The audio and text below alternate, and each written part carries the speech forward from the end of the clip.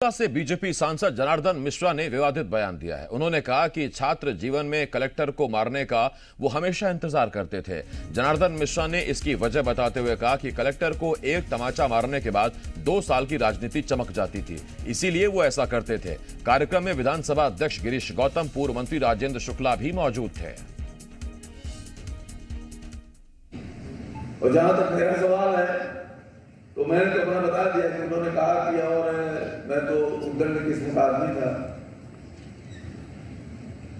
और हम लोग को ये मानते थे कि कलेक्टर को अगर एक तमाचा मार दिया जाए तो साल भर की नेतागिरी, 2 साल की नेतागिरी पक्की हो जाती थी और ताके रहते थे कि किस कलेक्टर को मार देना है एक तमाचा। ये हम लोगों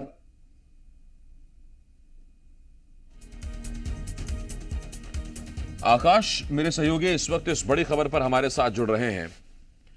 आकाश, अब सवाल ये उठ रहा है कि सांसद साहब ये बयान देकर नए और युवा राजनीतिज्ञों को क्या सीख देना चाहते हैं? क्या राजनीति चमकाने का यही सबसे सटीक और तेज माध्यम है?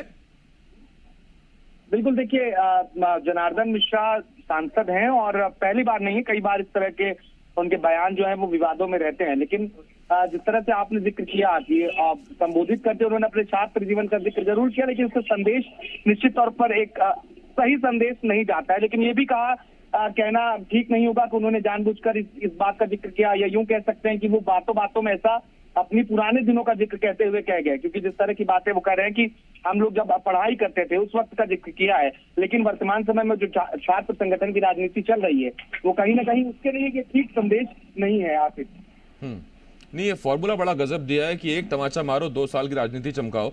आकाश, अब मेरा सवाल आपसे ये है कि सियासत अगर चमकानी है तो कई चीजें और हो सकती हैं। आप जनता की भलाई के काम कीजिए। एक पढ़ लिख कर यूपीएससी जैसा एग्जाम पास कर आया व्यक्ति, वो आपका शिकार क्यों बने?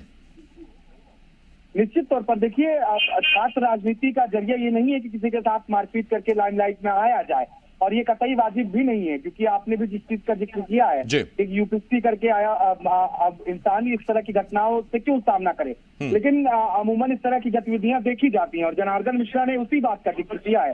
ये बयान की निंदा होनी चाहिए और कांग्रेस के लोग इस तरह की इस बात की निंदा कर भी रहे हैं। लेकिन देखिए, वो जिस संदर्भ बात कह रहे हैं वो उस संदर्भ को भी समझना जरूरी है कि क्या वो इंटेंशनली इस तरह की बात को कह रहे हैं या फिर भावुकता में वो कह गए।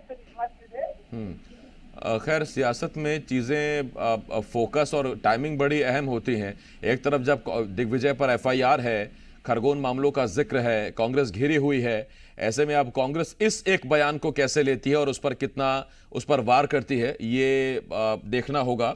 हो सकता है कि कल से शायद इस पर प्रतिक्रियाएं और जोर से शुरू हो जाएं। आकाश, बहुत धन्यवाद आपका इस तमाम जानकारी के लिए। आकाश, मेरे सहयोगी इस बड़ी खबर पर हमारे साथ जुड़े हुए थे।